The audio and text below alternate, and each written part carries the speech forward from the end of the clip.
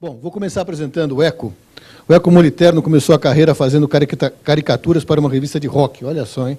Aos 17 foi terminar o colegial na Dinamarca. Dos 20 aos 21 criava jogos de tabuleiro para Grow. Passou pela agência Clique, Wunderman e Young Rubicon, acumulando prêmios. Aos 36, virou vice-presidente de criação da África. Em 2015, aos 37 anos, foi considerado pela revista GQ como um dos 20 publicitários mais influentes do Brasil, junto com Washington Oliveto, Nizam Guanais e Marcelo Serpa. Com certeza o mais jovem deles, né? E um dos 15 brasileiros mais influentes na internet, ao lado de nomes como o jogador Neymar e o apresentador William Bonner. Muito bem, Eco. Bem-vindo, viu? Para o Fernando Campos, também aqui ao meu lado, é um dos redatores mais premiados do Brasil nos últimos 5 anos. Essas premiações destacam-se leões conquistados no Festival de Cannes, prêmios do One Show, D&AD, festivais de Nova York e Londres, Clio Awards, FIAP, Clube de Criação de São Paulo. Então, o festival da ABP, El Ojo e Wave Festival. Indicado para o Prêmio Caboré de Profissional de Criação no ano de 2004, e foi o único profissional de criação do Brasil a presidir o Clube de Criação do Rio de Janeiro, CCRJ, e o Clube de Criação. Isso. Antes de fundar a Santa Clara há 8 anos, Fernando era diretor de criação da Giovanni FCB São Paulo. Então, também, muito obrigado, bem-vindo. Obrigado. E a gente vai começar com eles aqui, depois está interativo aí com as praças. A qualquer momento pode mandar pergunta. Ao final, alguém, acho que o Paulo ou a Cris vão encaminhar essas perguntas a mim e eu vou passar a eles, tá bom? Bom dia a todos. Antes de mais nada, obrigado pelo convite. Eu trouxe aqui alguns slides, é uma apresentação bem curta, que inclusive não fala de criação, porque eu acho que até falar de criação já não é algo do futuro, né? Cada vez mais criativo vai ser um adjetivo, não um substantivo. Antes era só um cara que era criativo, hoje todo mundo tem que ter esse adendo criativo, não importa a área ou a indústria que você trabalha, né? E no que a gente faz, falando de ficar para trás, do dia até me perguntaram, Eco, como é que você faz para antecipar tendências, saber o que vai vir antes, tal? Eu falei, olha, o que a gente faz está mudando tanto e tão rápido que se eu conseguir acompanhar, eu já estou feliz, porque eu não tenho a mínima pretensão de antecipar nada. Uma frase aqui, que é daquele filósofo Ludwig Wittgenstein, que ele fala que os limites da minha linguagem são os limites do meu mundo. Isso vale para todo mundo, mas principalmente para a gente. Se a gente não atualiza o jeito com que a gente se relaciona e fala com as pessoas e comunica os nossos produtos e serviços, a gente vai ficar para trás. Não só as marcas que a gente atende, mas nós como profissionais. Porque, de novo, isso está mudando muito rápido e muito violentamente. Em algumas indústrias, você não acompanhar essas novas mudanças não tem muito problema. Não dá para ser isso. Não faz sentido, porque tem pessoas que clicam nisso que nunca usaram um disquete, nunca. Só que a gente se habitua a isso e a gente vai ficando obsoleto sem perceber. A gente não consegue olhar com o olhar de quem é mais novo nisso. E segue a vida. E a gente vai ficando, a gente vai se empurrando para fora do centro de tudo que está acontecendo. Tem uma piada que aquele site 9gag americano, que é ótimo, fez, que ele falou que o disquete é como Jesus, ele morreu para virar o ícone da salvação. Então, se a gente não estiver atento e ficar preso em coisas que não fazem mais sentido, a gente está perdido. Então, de novo, se eu conseguir acompanhar toda essa mudança, eu vou estar muito feliz. Trouxe aqui um vídeo, o único vídeo que eu vou mostrar, que é um vídeo que a África fez em 2010. Tinha acabado de entrar na África. O que a gente fez nesse vídeo? A gente pegou coisas que já foram muito modernas um dia, que já foram o futuro um dia. Atari, o telefone que disca ali, olha lá. Polaroid, Resta 1, VHS, e deu para crianças de 6, 8 anos, sem falar nada, para elas dizerem o que eram aquilo. Olha o resultado, para a gente ter noção de como a coisa está mudando. Isso em 2010, tá? O som está ligado aqui, né?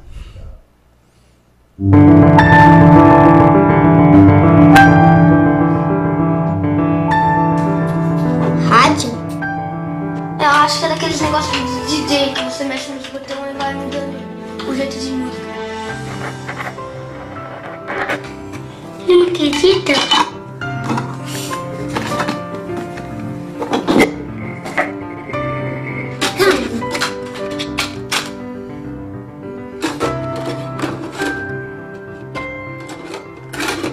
Acho que tem que abrir isso pra colocar aqui.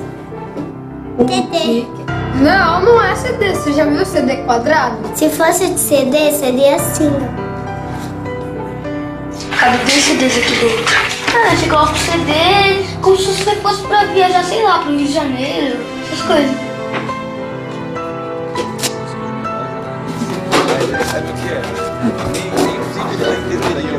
Um relógio, ué.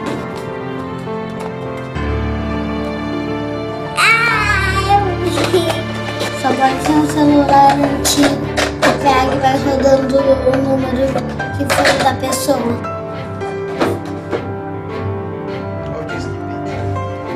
O telefone marca minha orelha. Alô? Pera. 4. Gabi. Que? Música que faz música.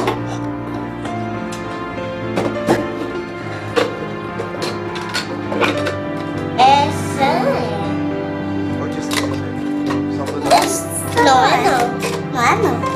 Eu acho que é pra fazer churrasco. Eu também. Fazer churrasco? Depois de sair o churrasco. Como que vai pegar? Você tá pelo espetinho. Ela acha que o Atari é um Jorge Foreman grill, né? Porque é a referência que ela tem. Então, nunca a gente faz, se a gente não ficar atento a essa... Por exemplo, esse vídeo é de 2010. A gente está até falando aqui, ainda tinha CD, eles sabem o que é CD. Se fizer daqui a 5 anos, eles não sabem o que é. Pode pôr CD aí na história que eles vão saber o que é.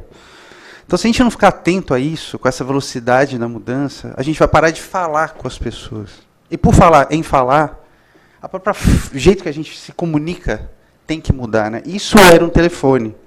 Mas tem gente que chama isso de telefone ainda. Eu acho que eles são um pouquinho diferentes, né? Acho que eles conseguem fazer funções diferentes. Mas se a gente ficar insistindo em renomear coisas de hoje com nomes e principalmente com conceitos do passado, a gente está fadado a ficar velho. E a própria linguagem, né? Vamos analisar aqui rapidamente a evolução, né, do principal tratamento das pessoas em português, né? Começou com Vossa Mercê, que a gente fez em novela de época. Isso na Casa Grande. Na Senzala já era Vós Mercê, que já foi encurtando. Aí virou você. Aí virou OC. Aí veio Era Digital, já virou VC. Hoje em dia já é C, né? Você vai lá na palestra, na app, você vai. Aí quando não dá para reduzir mais, e as pessoas querem reduzir mais, o que não dá para você ter meia letra? O que virou? Virou uma imagem. Ou seja, as pessoas estão parando de digitar. Teclar é velho. Né? Hoje, você ou tira uma foto ou você fala, ou você faz por comando de voz. Porque cada vez mais a indústria é imagética, as pessoas se comunicam. Snap é isso, é a coisa do momento ali.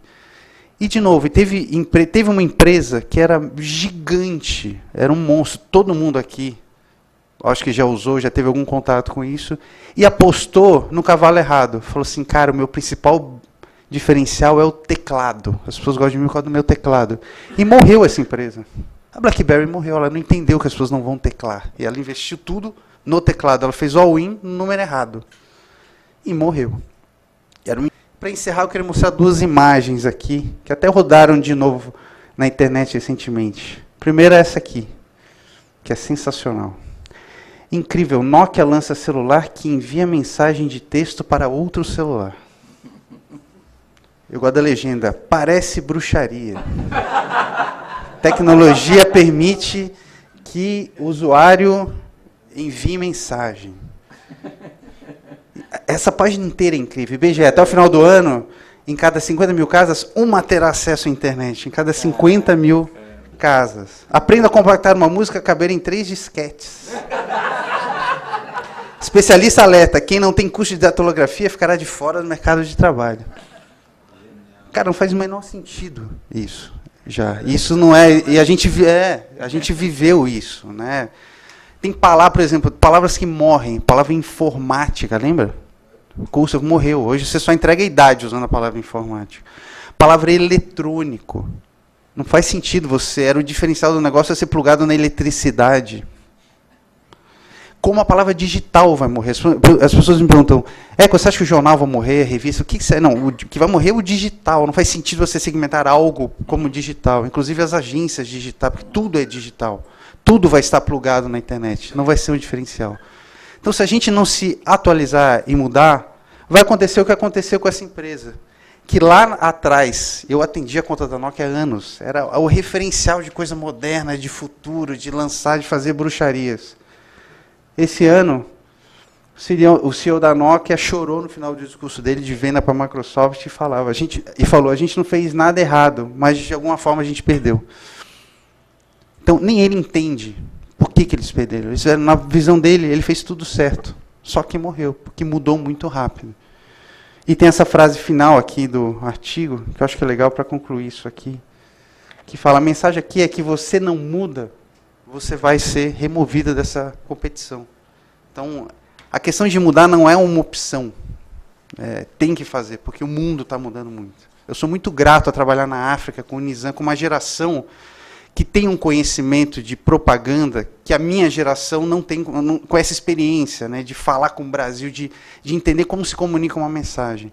Mas agora eu também tenho que aprender com quem faz isso há menos tempo que eu. Porque o cara não tem os vícios, o cara já entra com outro mindset, a cabeça dele... Eles não conheceram o mundo sem internet. A gente conheceu o mundo sem internet, eles não conheceram. Então, cada vez mais a gente tem que estar antenado nos mais velhos e nos mais novos. Legal. Eu não trouxe PowerPoint, mas eu achei excelente o jeito que o Eco começou, porque ele começou colocando como premissa o incômodo que todos nós vivemos, não só nós e não só no nosso mercado, e que o mundo inteiro vive. E não é só sobre tecnologia. E é interessante a gente estar falando hoje, né, depois dessa loucura, né, desse momento histórico e bizarro que o mundo está passando.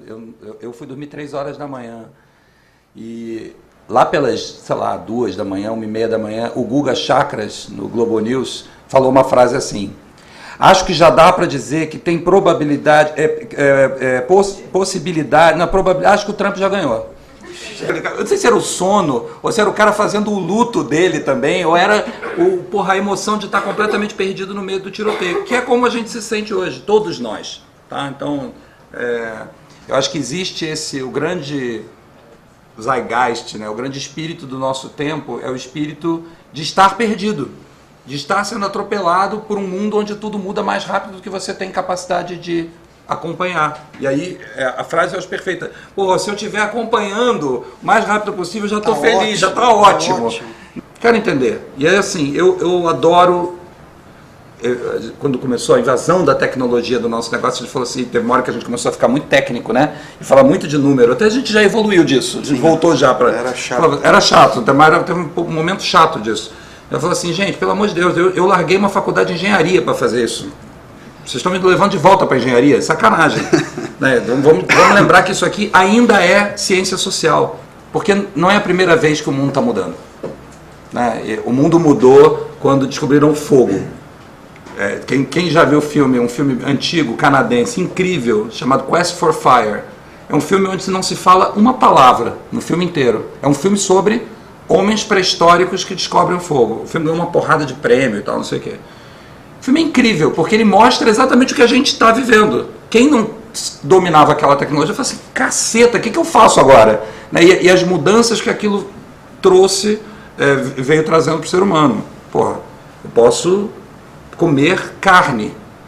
Fica mais fácil agora comer carne. Se eu posso comer carne, eu consigo viajar distâncias muito maiores, porque a energia produzida por uma folha me leva a 2 km para frente até eu ter que comer uma folha de novo. Se eu comer uma perna de mamute, eu atravesso o país com uma perna digerindo uma perna de mamute. Né? Mas, sem brincadeira, olhando, você lê um pouquinho de antropologia, você entende a transformação profunda que isso trouxe. É claro que não tem registro sobre isso. Né? Então você vai andando mais na história, em momentos onde o mundo mudou muito, e você começa a chegar ali, sei lá, século XIX, a Revolução Francesa, a Revolução Liberal, a invenção, entre aspas, do capitalismo como modelo de negócio que gerou a Revolução Industrial e como isso impactou em vários países, Cara, é muito interessante, eu tenho lido pra caramba sobre isso. É muito interessante, porque o que aquelas pessoas naquele momento, estudiosos daquele momento, como eles interpretavam isso? Como é que eles achavam as forças sociais que estavam por trás daquela mudança, daquele desejo de mudança, coisas que são inerentes do ser humano. Eu acho que quando a gente muda esse assunto para, em vez de espelhar o que está acontecendo na sociedade, olhar e falar assim, qual é o trend? O trend agora é esse. Porra, porque alguém escreveu na Wired, sei lá, ou na Fast Company, e eu comprei antes, eu li antes de você. Então eu acho que essa corrida é louca. Eu acho que me parece que o caminho para isso pode ser outro. Eu proponho como caminho um retorno e um mergulho mais profundo e saudável, eu acho, para a nossa profissão, nas ciências sociais. Eu acho que a gente tem que ser menos publicitário, no sentido técnico da palavra, fazedor de campanha, fazedor de anúncio, fazedor de case, que a gente ainda é de uma geração que, fazia as coisas mais formatadas, tinha lá o formato, lá, eu tirei 30 segundos, ou página dupla, e tal, não sei o quê. E aí quando o negócio desformatar é quase uma palavra mentirosa, porque ele reformatou. Então você ia para o Festival de Cannes, você via filme de 30, agora você vai para o Festival de Cannes, você vê case de 3. E acaba você formatando de um jeito muito tático também. E pouca coisa, não é tudo. Tem muita coisa legal também que eu acho que mergulha num insight humano e por isso é poderoso. E agora eu acho que os festivais estão evoluindo para, de fato, dar ouro para essas coisas. E menos para cambalhota técnica. Porque, naturalmente, no momento em que as novas técnicas surgiram, os ouros foram para as cambalhotas técnicas. Né? Eu consigo fazer essa gracinha aqui, ó. Triplo twist carpado, ouro para ele. Mas não importa se aquilo tinha muito ou pouco significado. Eu acho que a gente está naturalmente evoluindo e buscando mais significado nas coisas. Isso é legal. Porque isso para mim traz essa percepção de que a gente está mergulhando dentro de psicologia do consumidor. E eu acho que quando a gente faz isso, e que isso para mim não é algo que deveria de jeito nenhum ficar restrito à sala do planejamento, sabe? É o papo cabeça do planner. Isso, para mim, é a tarefa de todos nós. Todos nós somos criativos, de fato, mas antes disso, eu acho que todos nós somos planners. Todos nós temos que entender quais são os insights, os movimentos sociais e as forças sociais que estão por trás dos trends. Se a gente conseguir entender um pedaço disso, talvez a gente possa começar a prever alguns trends.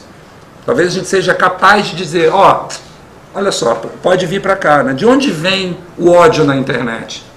De onde vem a polarização? De onde vem o culto à celebridade do influenciador, né? Do youtuber? Pergunta para qualquer moleque de 7 anos de idade. Eu tenho um filho, um enteado e uma filha. O maior ainda menos, ele pegou ainda uma mudança disso, que tem 17 anos. Agora os pequenos, se você perguntar para o meu enteado, ele vai falar, eu quero ser youtuber. Qual é a força social, né? Qual é o insight, qual é o movimento psicológico, de psicologia de massa que está por trás disso? Eu acho que essas são as perguntas interessantes da gente fazer. São perguntas e respostas complexas, cabeçudas, né? Mas eu acho que elas tornam a nossa profissão mais valiosa também.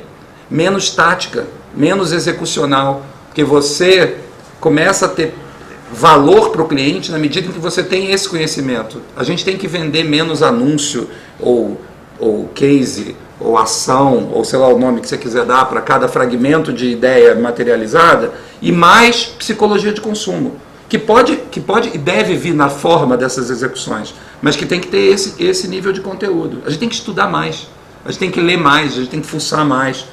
Eu acho que a nossa profissão, e a de criativo sobretudo, eu acho que tem aí a recuperação do poder do criativo, né, que em outras gerações era tipo, o cara que representava o negócio inteiro, né, o Don Draper, né, pra gente voltar ao Don Draper. O que é o Don Draper, né? Quem viu a série vai lembrar, de um dos momentos mais do cacete, que é quando ele apresenta o Carrossel. O Carrossel é um mergulho sociológico. Por que é legal? Porque, inclusive, quando termina a cena, é uma concorrência, né? É um pitch, e o cara ainda fala de sacanagem. Boa sorte na sua próxima reunião. Tipo, já ganhei isso aqui, né? O cara ainda sacaneia no final. Porque ele faz um puta mergulho na psicologia daquilo. Em toda a história, eu acho que do mercado de comunicação, você vai encontrar pessoas visionárias que tinham isso. Steve Jobs tinha isso. O presidente da Avon, sei lá, nos anos 50, perguntaram para ele o que ele vendia, ele respondeu esperança. Então, assim, essas pessoas são muito especiais. Assim, eu gosto de olhar para a história dessas pessoas porque eles viam além do trend. Eu falo assim, o que você vende? Eu vendo uma nova linha de batons que agora está com cores que as pessoas estão querendo, cores cítricas. Tá, legal, mas, puta, por que estão querendo? Por que será que estão querendo essas cores? Né? Você já se perguntou? Eu acho que essas perguntas que são as mais profundas. Eu acho que na medida em que a gente começa a se interessar mais por isso, isso torna a gente mais poderoso como profissional, menos tático, mais famoso media neutral, porque não importa a forma que a gente vai executar isso, contanto que a gente tenha o insight certo, né? E eu acho que torna a gente mais interessante, sabe? Eu acho que se você olhar, e de novo aqui falando das novas gerações, o quanto o cara quer ser publicitário hoje, menos do que antes, muito menos do que antes. Né? A geração do meu filho quer ser publicitário muito menos legal do que a gente achava quando eu tinha 17 anos. Então, eu acho que a gente não está fadado à morte por causa disso, mas é um ciclo que a gente tem um desafio de vencer. E eu acho que vencer, para mim, na minha opinião pessoal, passa por esse retorno, essa volta a uma busca da gente como ciência social, sabe? A um mergulho mais profundo, porque também a gente é meio treinado a ser generalista, né? Então a gente é meio raso em tudo, entende de muita coisa, mas pouco de cada uma dessas muitas coisas. Então na hora da gente entender muito mais de psicologia, muito mais de antropologia, muito mais de sociologia, muito mais de política, está na hora da gente entender isso, entendeu? Porque aí eu acho que a gente vai ficar menos reativo. A inteligência, o pensamento, o conhecimento, ele não pode ser um feudo dentro de uma agência ou dentro de uma empresa. Ele tem que ser compartilhado. Você tem que entrar numa sala que está cheia de gente e não poder dizer quem é o chefe, ou quem é o cara de execução, ou quem é o cara de planejamento, ou quem é o criativo, ou quem é o planejador. Tem que ser mais caótico, tem que ser com a capacidade e a sensibilidade de cada um poder contribuir mais para o aprendizado daquele desafio, qualquer que seja o desafio. Até aquilo que seja vender batom, né? Eu vejo hoje as marcas, e a gente já está começando a ver, eu acho, um reflexo disso, que é quando quase todas as marcas viraram followers. As marcas não queriam ser followers, né? Todas viraram followers da sociedade. A Santa Clara ela tem como sócia, ela é sócia do grupo MC-Sat. E o grupo MC-Sat, ele é nosso sócio minoritário, mas ele é majoritário na agência de Nova York, do grupo, que foi uma compra feita mais ou menos na época do nosso negócio com eles. Essa agência fez uma parte importante da primeira campanha do Obama, então estão muito ligados ao Partido Democrata. E recentemente agora, a gente teve uma reunião em Estocolmo, e aliás nem foi agora na última que teve de Londres, uma planejadora dessa agência, que foi em junho, se eu não me engano, fez uma apresentação sobre driving forces, social forces. E lembrando, ela trabalha para o Partido Democrata, ela é democrata, ela estava apoiando a Hillary. Eu conversei com ela, ela faz uma palestra e você fala assim, porra, o Trump vai ganhar, é isso? Né? E aí eu conversei com ela depois, ela falou, se nada muito radical for feito estrategicamente na campanha da Hillary, eu acho que ele vai ganhar. Ela não está surpresa hoje, eu vou até escrever para ela hoje. Ela não está surpresa hoje, ela deve estar de ressaca, como todo mundo, como boa parte do mundo, mas ela não está surpresa, porque tinha esse interesse, foi entender o que estava por trás dessa força social. Então acho que o desafio da contemporaneidade, da mudança e tal, não sei o quê, eu tendo a querer responder ele de um jeito mais cabeçudo e menos olhando para o trend em si. O trend é legal, a gente tem que fazer, porque é a nossa ferramenta, porque o cliente fala assim, porra, cara, eu quero surfar essa onda e você tem que entregar e tal, mas eu acho que tem um tempo que a gente devia reservar no nosso time sheet para ser mais, para voltar para a faculdade, sabe? E dar um mergulho mais profundo nas ciências sociais. Você sabe que está falando do futuro e dessa imagem da Nokia e tudo mais. Eu participei, como eu já tenho idade, eu participei do início da MTV no Brasil, sabe? E era uma coisa absolutamente inovadora, enfim, eu trabalhava na Abril, e quem estava à frente disso era o próprio Roberto Tivita. E aí os caras trouxeram a ideia da MTV, que estava acontecendo no mundo todo, e era no sinal UHF, uma grande novidade e tal. E a gente foi conhecer, foi ver como é que funcionava as coisas lá na Viacom. E depois um pessoal de Los Angeles chamou para dizer que tinha um outro modelo inovador, e naquela linguagem vendedora dos americanos, ele disse, voltando à pizza, né? você vai ter uma antena que é como se fosse uma pizza, que você vai colocar na sua varanda e você vai captar vários canais do mundo todo. O Roberto, eu acho que ele está maluco, esse cara. Né? A gente vivia em plena era da energia, né? O grande projeto do Brasil era o álcool, eram os petrodólares, etc. e tal. E aí era aquela pergunta, como é que vai ser o futuro? O ano 2000, nós vamos andar de espaçonave, vamos à Lua e tal. O cara falou, não vai mudar nada e vai mudar tudo. O que vai mudar tudo é o seguinte, provavelmente essas torres dos poços de petróleo, essa coisa toda, vão ser usadas para colocar antenas, porque o mundo vai ser da comunicação, vai acabar isso, não vai precisar disso, a coisa vai ser cada vez mais da comunicação. E parecia uma coisa tão distante para a gente, tão longínqua, né? E estava aí, a gente já viveu, já passou, já está superado, né? Mas, enfim, muito bom. Uma coisa que você estava mostrando, aí eu vou apontar como piada, que eu acho que é legal. Tem o filho de um amigo meu, e é engraçado que eu acho que isso já virou uma lenda urbana, porque eu já ouvi alguém contando, não sei se aconteceu mais de uma vez ou já virou lenda urbana mesmo. Diz que o cara estava arrumando, tem a ver com esse vídeo do Itaú, o cara estava arrumando o armário, sei lá, e achou uma máquina de escrever dele. E aí falou, vou mostrar para o meu filho isso aqui. Aí botou um papel, filho, olha que legal isso aqui. E aí sabe qual foi a reação do moleque quando ele começou a escrever? Ele falou assim, caraca, é um computador que você digita e imprime ao mesmo tempo. Super evolução. Né? Muito moderno, cara. Moderníssimo, né? Tem um amigo meu que tem uma produtora de áudio, trabalha em casa. Aí um dia na correria, tava com o filho dele, chama Caio, filhinho dele de 5 anos. Ele falou assim, Caio, pega o telefone sem fio pro papai.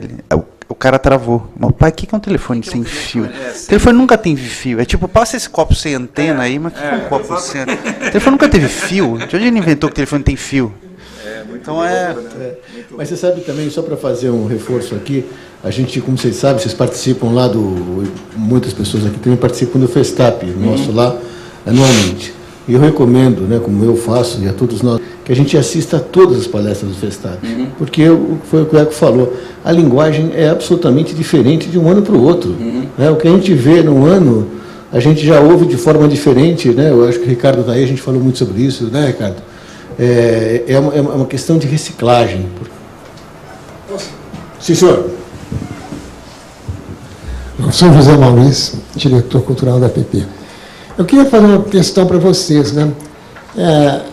Esse resultado do Trump, né, nos trouxe uma evidência clara. Será que as pesquisas continuam funcionando? Será que as pesquisas estão atingindo o público que de fato decide? Nós tivemos alguns casos aqui também na nossa eleição passada que foram perturbadores, né? Esse é um fato. E segundo, como é que vocês pensam em atingir essa sociedade que não se manifesta, que está calada, que está... Vocês sentem isso nos consumidores de vocês? Quer? Eu vou falar então. Excelente ponto da pesquisa. Acho que esse é um dos grandes issues que saem tanto da eleição brasileira, né, da última eleição municipal, quanto dessa eleição americana e que se relaciona com o tipo de pesquisa que a gente faz também e que todo mundo de alguma forma usa. Eu acho que me parece muito óbvio que esse é um mercado que está procurando se reinventar, mas vai ter que correr mais rápido talvez, porque a premissa básica de uma intenção de compra ou de voto ou de opinião que seja declarada pode ser uma visão muito rasa da psique humana. Eu não sei o que aconteceu. Será que as pessoas não declaravam que iam votar no Trump por vergonha? Pode ser um monte de coisas, né? Mas certamente tem um modelo de proteção, né? E a gente sabe disso, sabe que tem. A gente se protege com personas, com declarações, que walk the talk, né? Pouca gente walk the talk, né? Você fala uma coisa, você age de um jeito diferente do que você fala. E eu acho até que a rede social, ela está treinando as pessoas mais ainda para fazer isso, né? Porque você tem a persona lá que fala uma coisa que não fala ao vivo, fala de um jeito que não fala ao vivo. Exato. É óbvio que isso vai ter um impacto em quando você tem vai tirar uma medida de quem as pessoas são a partir de uma declaração dela, uma declaração, assim como na rede social, impessoal, podendo ser impessoal, né? Que ele pode fazer anonimamente, ou pode fazer através de um nick, pode fazer através de um fake. Então, na pesquisa, eu acho que vai ter que evoluir muito aí. Tem uma grande falência de um sistema de pesquisa de opinião que a gente está vendo hoje. Mas, por outro lado, a gente está respondendo uma pesquisa qual e quant todos os dias. Todos os dias, é verdade. Espontaneamente. Você está ou no Facebook, isso tudo está sendo coletado e dá para usar isso. Isso é uma ferramenta poderosíssima. É verdade. E até isso que o Fernando falou, das pessoas falarem coisas que elas não falam. Né? A gente atende a conta da Natura, a gente estava em reunião com o Google para falar de insights, né, em relação ao mundo dos cosméticos. Eles estão falando que eles começaram a identificar um monte de... O Google, né, você busca, você está sozinho, ninguém está vendo você buscar. Ninguém, teoricamente, né, mas está tudo sendo guardado.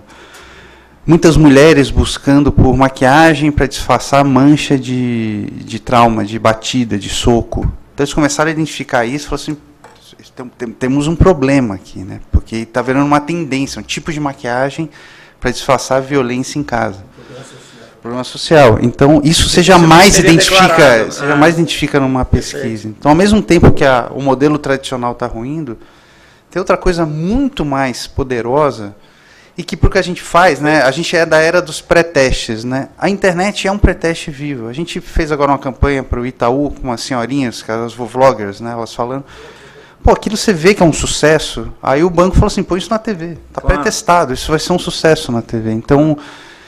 Se por um lado o modelo tradicional tem que se reinventar, por outro a gente tem na mão e a gente participa ativamente, todos os dias a gente responde uma pesquisa, sem a gente saber, e espontaneamente e de uma forma muito mais verdadeira do que alguém te perguntando.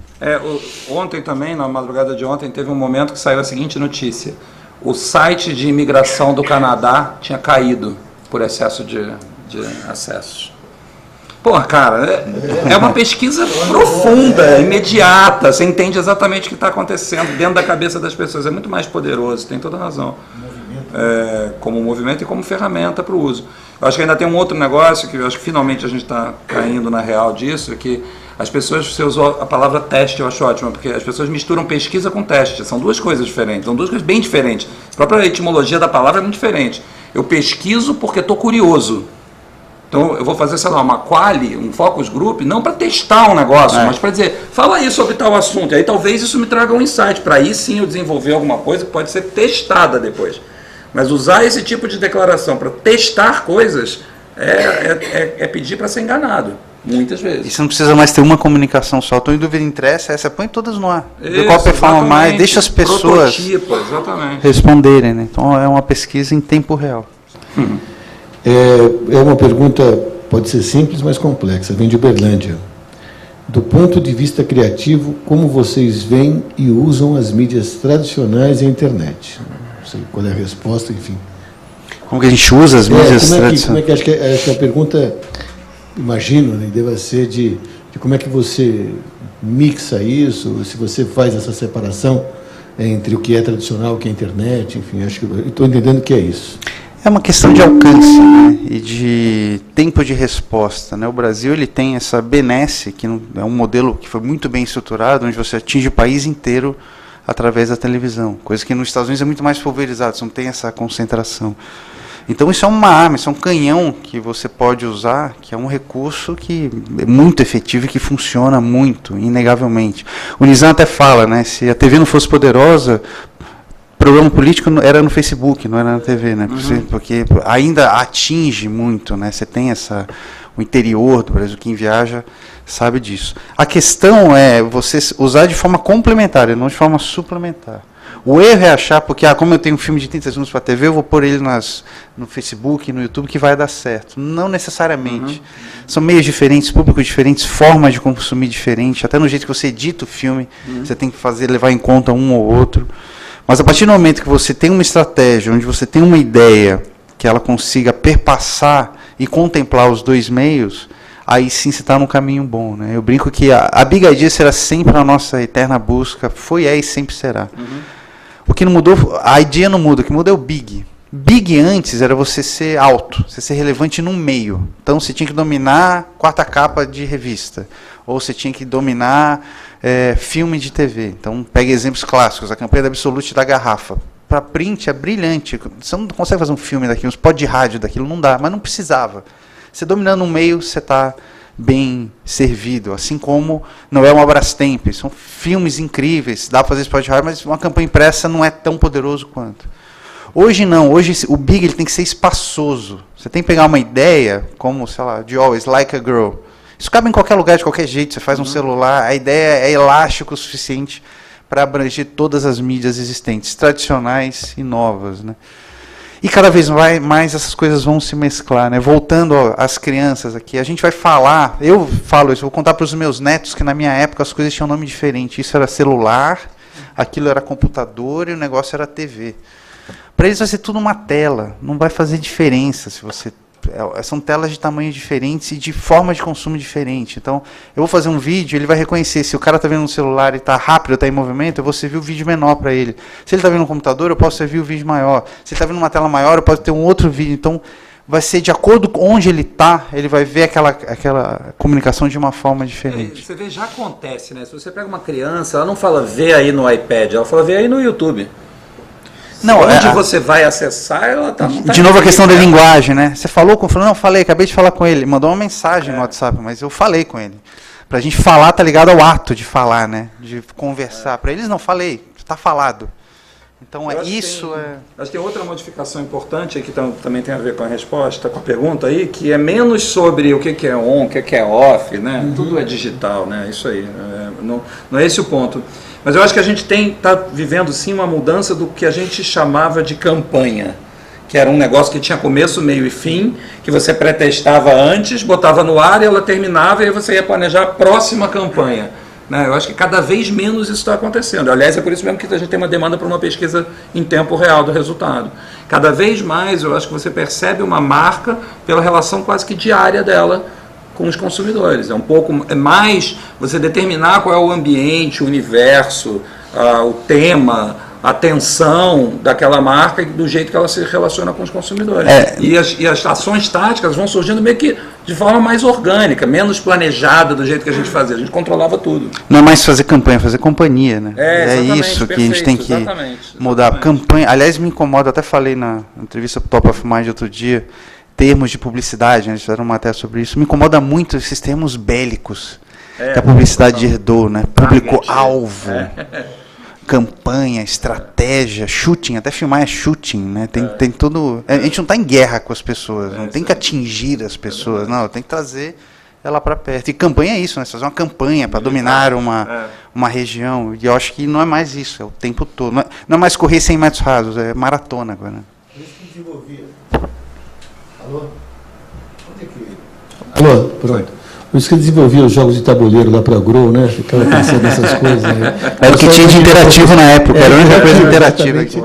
Interativo. Mas eu acho também, complementando essa questão aí, a nossa audiência, embora tradicional, offline, online, enfim, o fato é que nós tínhamos uma audiência concentrada, né? Vamos dizer, não era fácil, mas era muito claro aquela questão de ser relevante. Começava a campanha no Fantástico no domingo, continuava durante a semana, era na Veja, era no Estado, na Folha, no Globo, enfim. E hoje, evidentemente, a audiência é muito dispersa, né? Bom, aqui também tem uma questão aqui da Metodista, que enfim, acho que o Eco, e você também já falou um pouco disso também, mas existe crise na criação? Existe crise em todo lugar, mas na criação existe, né? Existe. Sem crise não tem criação, inclusive. Acho que criação parte do incômodo, parte da coceira, de querer fazer mais, sabe? Tem uma coisa do inconformismo aí. A crise da criação, hoje eu acho que é a crise do mundo, que é exatamente essa crise de displacement nossa, em relação ao que está acontecendo, sabe? Puta, tem que correr mais rápido do que... Eu acho que tem mais a ver com isso do que qualquer assunto geracional. Eu não acho que é isso. Eu acho que nós somos pessoas. Eu acho que é um fenômeno da contemporaneidade. Assim. A crise é essa crise de não se sentir perfeitamente encontrado. E eu não acho ruim. Eu acho que ela provoca esse incômodo que provoca isso aqui, esse debate, o pensamento, a busca de soluções de forma diversa, que vai produzir também um resultado diverso, portanto mais rico. Eu acho que existe e é boa. Parafraseando o MC Bin Laden, se você está tranquilo, não está favorável. Não está favorável, exatamente. E como é que vocês veem esse negócio? Por que há uma concentração tão grande de homens na criação? Eu vejo como uma oportunidade. Porque, inclusive, a minha mulher é uma diretora de criação, e eu vejo isso, né, como sem querer entrar, né, em debates de gênero, porque acho que o ideal é um dia isso ser tão relevante quanto o fato de você ser destro ou canhoto. Você é homem ou mulher, tem que chegar nesse nível. Né? A partir do momento que você segmenta aqui, você põe esse layer na frente, já está errado. Mas eu vejo o jeito que ela cria.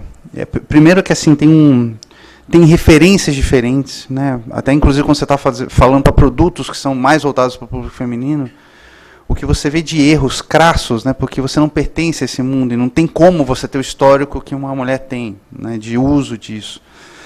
E outra coisa é um raciocínio mais holístico, né? De novo, não que os homens não tenham isso, né, não querendo entrar nisso, mas eu vejo, pode ser uma coisa dela só, mas é claramente uma forma mais completa que vai mais de acordo com esse novo mundo que a gente está. Não é ter uma sacadinha, não é ter uma piada, não é ter exatamente. Ela pensa mais no problema, em como resolver um problema. Né? De novo, a gente tem que tomar muito cuidado para não entrar em generalizar, a mulher resolve o problema e o homem não. Não é isso, né? Você tem que, qualquer coisa nesse assunto você tateia muito. Mas eu vejo isso, né? Porque a questão de ter algo que seja relevante para ter uma solução para um problema é muito mais nato e latente do jeito que ela cria, no jeito que eu crio, por exemplo. Fazer um paralelo em casa, eu e ela. Eu sempre quero ir direto para a ideia, para a solução. Ela, não, mas vamos entender o problema. Tem uma questão aí que tem tudo a ver com esse momento que a gente está vivendo hoje. Então, eu acho que é uma incrível oportunidade e cada vez mais eu tento fazer isso. Eu tenho essa preocupação de balancear cada vez mais dentro do meu time e dentro da África eu consigo ter, eu acho que uma média boa em relação até ao mercado, mas cada vez mais isso tem que se misturar, porque o convívio vai fazer os dois navegarem nos dois mundos, né? A partir do momento que acabar essa separação, que ela for invisível, aí é o ideal. Concordo totalmente. Eu acho excelente, inclusive, a analogia do destro e do canhoto. Eu acho que tem um negócio que eu tenho a mesma sensação. Eu tenho a sensação de que a gente está vendo no começo, mas eu acho que pode ver bem mais uma evolução evolução no sentido de mudança, uma transformação que é decorrente da transformação dos meios e dos formatos, tá? Então, pensa bem, quando a gente tinha formatos, esses formatos rígidos que a gente tinha antes, eles se adaptavam muito bem você usou a palavra piada, né? Ao formato da piada, uma história curta, pá, pum, pum, tática, né? O jeito de contar uma história curta. E é só se você botasse na máquina do tempo, quando a gente era criança, os meninos contavam piadas e as meninas não sabiam contar piada. Né? Se fosse generalizar, claro que tinha uma menina que sabia contar piada, tinha um menino que não sabia. Mas geralmente, se você pegasse 10 meninas e pedisse para contar piada, elas contavam mal, não tinham time da piada. Mas elas tinham um puta time para fazer uma longa conversa sobre alguma coisa. As marcas estão buscando fazer longas conversas agora. E menos piadas curtas e conversas curtas. E isso é uma enorme oportunidade. E aí eu acho que se você for na história do homem, os homens faziam coisas táticas, a gente ia lá caçar o gnu. E a mulher estava preocupada com a sobrevivência daquela tribo inteira, daquele clã inteiro. Ela pensava estrategicamente. Tanto que eu acho que se fizer na Santa Clara tem mais mulheres do que homens no todo, mas menos na criação. E eu acho que é um reflexo disso aí. Agora, planejamento, por exemplo, sempre teve muito mais mulher do que homem. Talvez por isso, porque seja um jeito de pensar mais profundo, mais longevo, mais permanente e menos...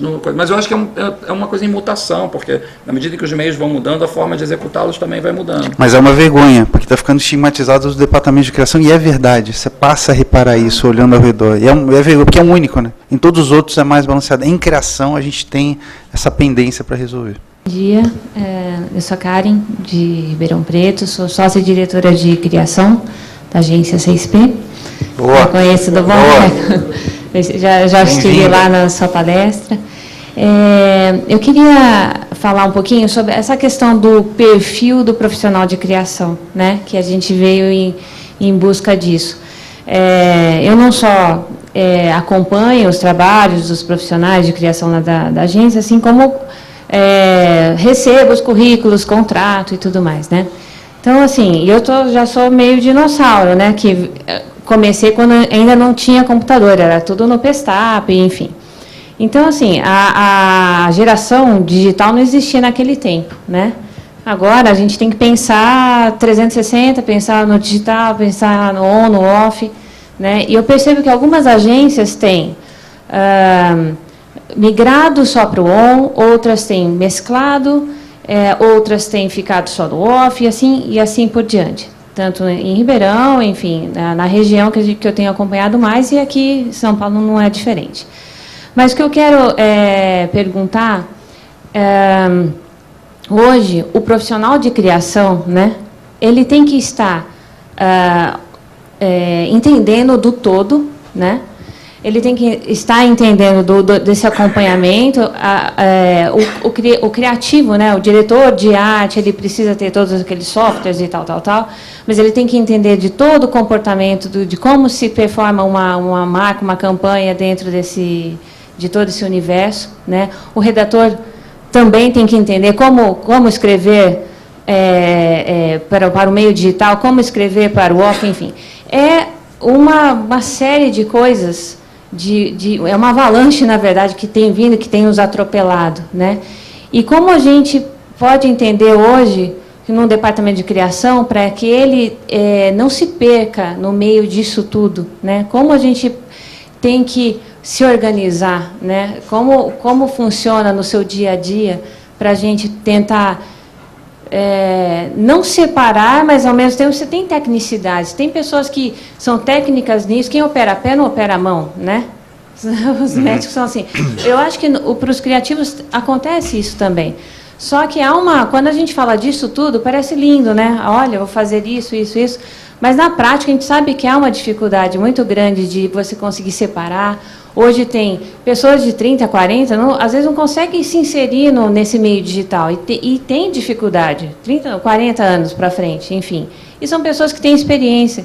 E o que eu vejo, assim, quando você tem que contratar, assim, você tem que ver a pessoa, assim, o repertório da pessoa. Porque com o repertório, ela vai ser criativa, ela vai te trazer N coisas. Então, assim, eu estou trazendo tudo isso, que é muita informação, mas, assim, eu queria saber de vocês, realmente, assim, esse perfil do criativo hoje, como ele deve se comportar, como ele deve ser realmente, para ele conseguir abraçar todo esse universo, toda essa informação que hoje está nos atropelando, né? Olha, a palavra que eu tenho usado quando alguém vai mostrar o portfólio na agência, ou quando eu dou aula, e o cara pergunta qual é a característica do profissional de criação que torna ele mais competitivo hoje, é uma palavra dura porque dá medo, mas é completo. A palavra é completo.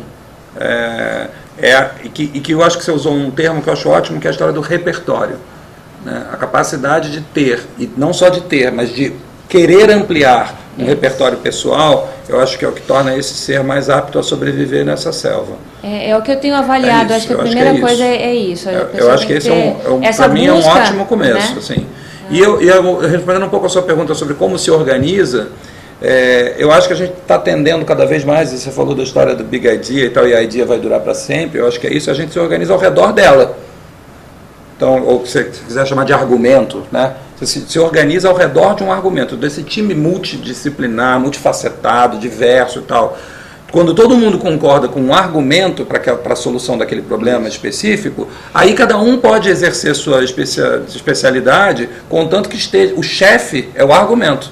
O chefe não é o chefe, o que dá as férias, você decide quando você vai tirar férias. O chefe é aquela ideia que diz para você, eu quero ser assim, então aqui todas as minhas características, porque aí se eu sou um diretor de arte, um motion designer, ou um community manager, eu consigo entender e falar assim, no meu mundo, como é que eu interpreto esse argumento? Com as características e a vocação do que eu sei fazer, né? Ou dos meios com os quais eu estou em contato ou operando. E aí eu acho que o negócio se organiza, é um caos organizado, e é isso. E para ser completo, cada vez mais o criativo tem que ter uma mente aberta, não tem que ter preconceitos. E tem que entender, por exemplo, a era das fichas técnicas pequenas, morreu isso. Né? Porque antes dois caras eram geniais e faziam... Não tem mais espaço para isso. Costumo falar que as ideias hoje, elas são que nem casas no Airbnb. Elas são suas, mas quanto mais as pessoas usarem, melhor. Para você, para todo mundo. Então você tem que abrir, pensei nisso aqui. Aí chama alguém de mídia que entende mais disso. Por isso que eu falei no começo, né? Criativo é um adjetivo hoje. Todo mundo tem que exercer esse lado e tem que ser dono, co-criar essa ideia. Eu acho que se a pessoa estiver aberta a isso, entender as outras influências, cada vez mais ela vai ficando mais completa. Então, acho que a gente já tem uma mudança geracional importante, que é bacana, que é, hoje o cara tem um puto orgulho de uma solução que ele deu, que se manifestou, se executou num post. Que na nossa geração já foi difícil. O cara fala assim, porra, tem que fazer post? Então, acho que a gente já está botando isso para trás. Isso é bom, isso é um bom sinal. Você já está mais neutro nesse sentido. O cara percebe que se é uma ideia do cacete, não importa qual é a forma dela. E até tinha essa rixa entre as agências, essa ideia da minha agência, né? E eu vejo, por exemplo, a geração mais nova, a gente fez um case agora que a gente levou, o Itaú tem o projeto Ler para uma Criança, a gente levou para o Facebook, transportou os livros para dentro do Facebook. Isso perpassou várias agências, a DPZ está fazendo campanha disso, e o pessoal fica, olha, você viu que legal fazer um filme da nossa campanha. Antes, aqueles caras estão roubando a nossa ideia. Não, eles estão proporcionando ainda mais a sua ideia. Eles estão ajudando a ideia a chegar em mais gente. Então não tem mais o negócio do My Precious, essa é a minha ideia, ninguém vê, eu só mostro o diretor de criação, abro rapidinho e fecho a caixinha. Não tem mais isso, né? Você tem que ter, de novo, esse raciocínio holístico, né? Você tem que você tem que conectar pessoas na sua ideia e cada vez mais o criador virar um curador. Porque ele também tem que estar antenado em pessoas fora, o que o cara está falando. Puta, a arte daquele cara é super ideal para essa ideia. Então ele tem que estar de olho de uma forma completa para dentro da estrutura dele e para fora também. Para agregar pendurar cada vez mais coisas para a ideia dele ficar mais poderosa. Obrigada. Nesse gancho, eu sou a Maria. Maria, trabalho na área de projetos da Globosat.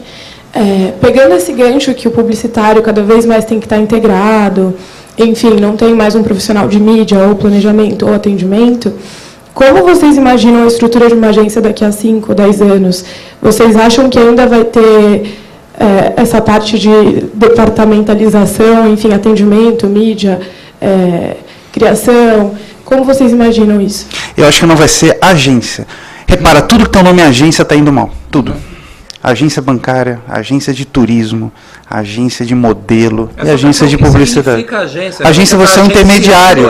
Você é intermediário de outro. Esse nome já é péssimo. Né? O mundo não tem mais intermediários, é o contato direto. Então as agências têm que adaptar o modelo delas para elas estarem presentes nesse novo contexto. Né? E que nem tem que quebrar a barreira entre os departamentos, tem que quebrar a barreira com o cliente também. Eu tive recentemente, né, agora a gente foi adquirido pelo grupo Omnicom e teve uma reunião com a DDB em Miami. Eles apresentaram o projeto que a DDB tirou a conta do McDonald's, estava há 35 anos na Léo Burnet, e foi para a DDB. Não tinha ideia a apresentação, era um modelo de uma agência. O McDonald's falou assim, quero. Eles não tinha departamento, a agência. Eles apresentaram a planta da agência, era uma apresentação de uma agência. Eles levaram uma ideia de uma agência, não uma ideia de campanha. E o McDonald's comprou por causa disso, porque isso tem a ver, ainda mais o McDonald's que lida com esse público aqui, né? Então ele não pode estar refém de um modelo antigo. Então, primeiro, não vai ser uma agência. Outra, eu acho que essa intersecção entre as áreas, esse layer, essa divisão dos departamentos vai ser invisível.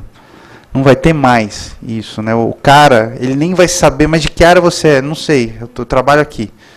Eu acho que cada vez mais tem que ser isso. Pessoas novas, pessoas velhas. Aí sim você vai conseguir tirar o melhor de todo mundo em prol de uma ideia.